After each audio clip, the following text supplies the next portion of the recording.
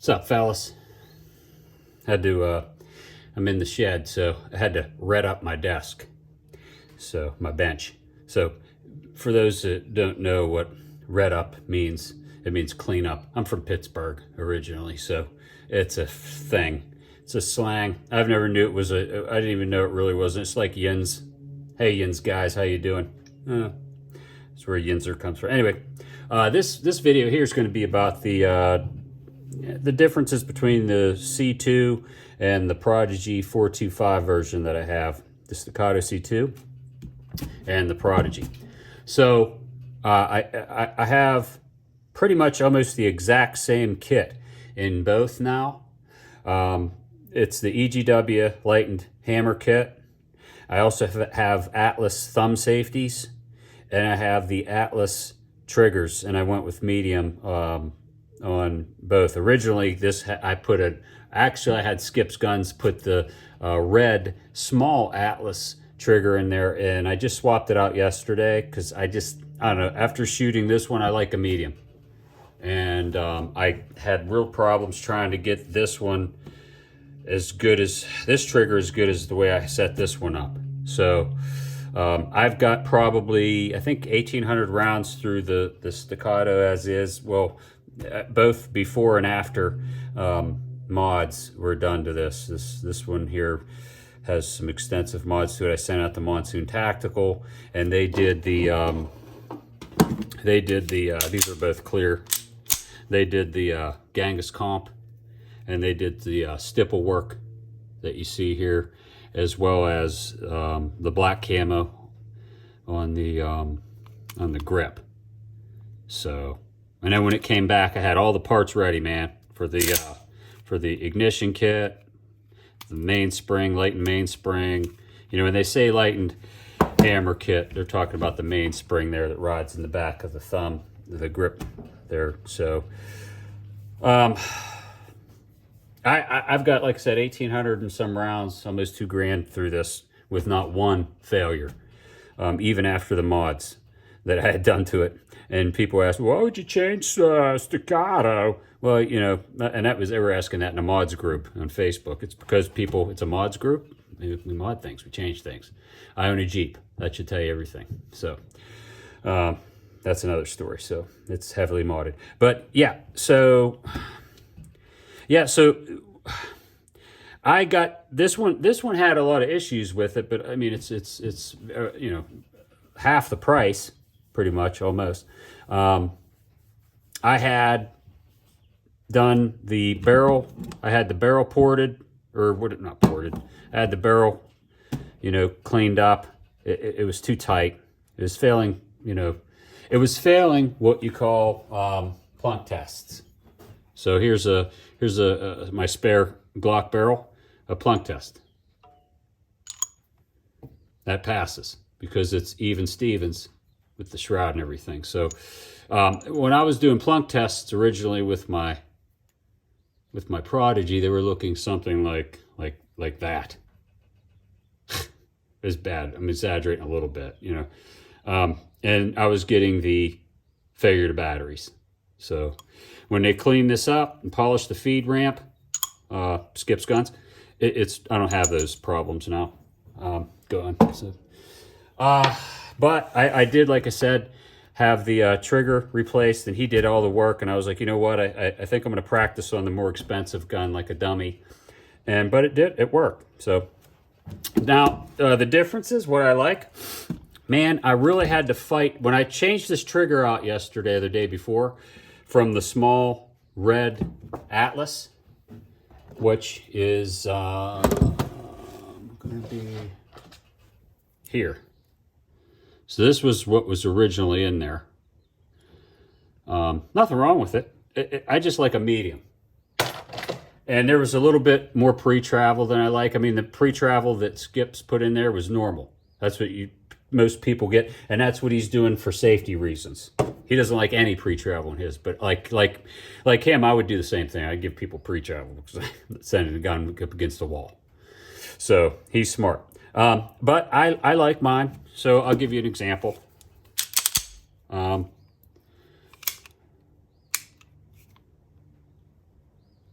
See if you can make sure you can see this. Here is the pre-travel.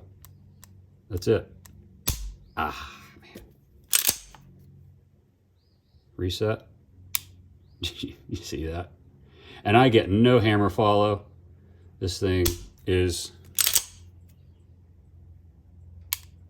I mean, yeah. It just, I had a real hard time getting this one to be as good as this one, and it's still not quite there, but it's close. Now this one I have more pre-travel.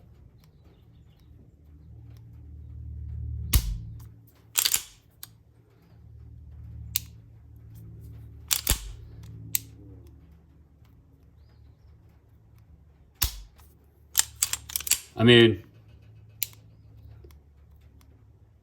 it's almost there, but just not quite. And I'm good with that. That's good enough. This trigger was originally in here. You can see it's rough on the edges versus the one in the Staccato, because I actually had to take the sides. They're too thick. They were too wide. So I was thinking maybe this was a Fragazzi. So I bought another one, and it was the same. I was like, okay. Rather than take some off the side, I'm going to do what everybody else does and take a little bit off of the handguard, the grip, inside of the grip, which I thought was kind of weird. It felt weird taking material off of my $3,000 gun.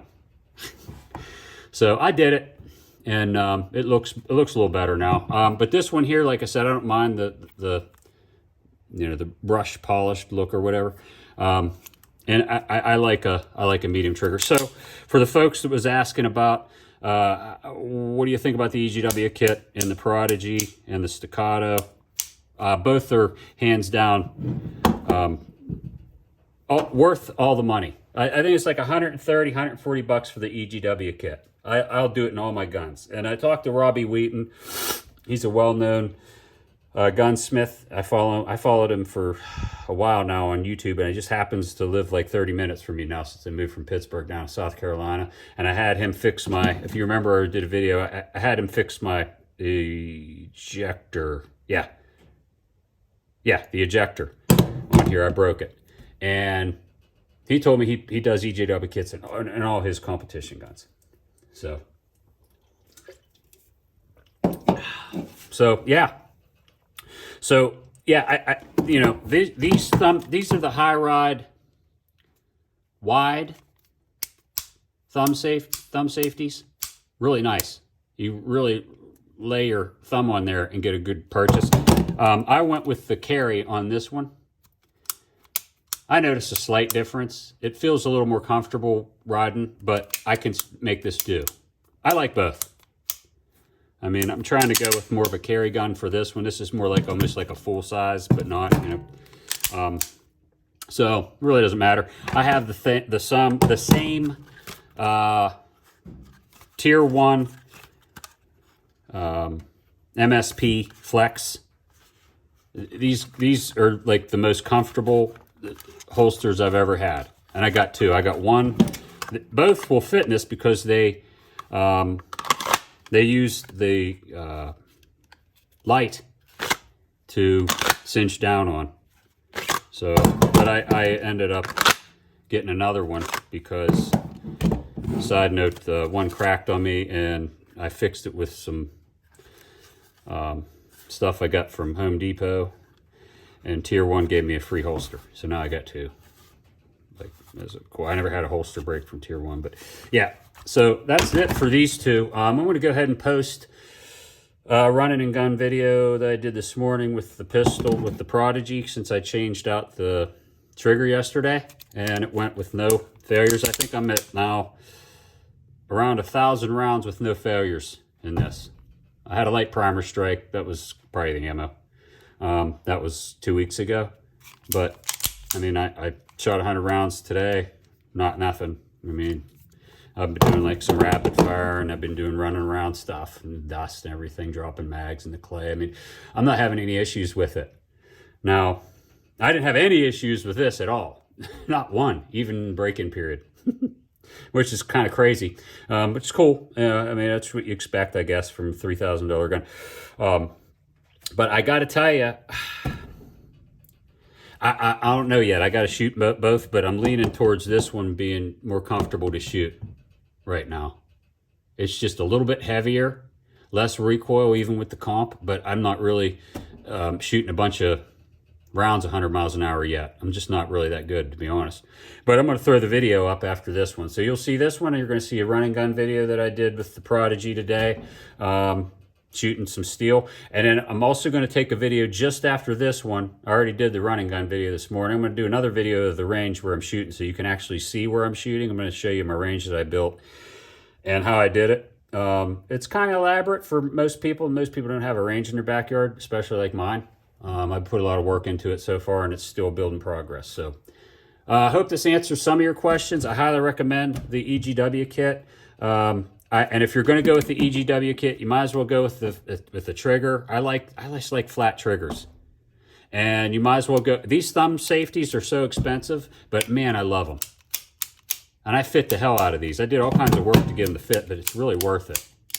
I don't know if you can hear that or feel it by watching, but man, they're just really good. And this is just smooth. Yeah. Yeah. Yeah, I don't know.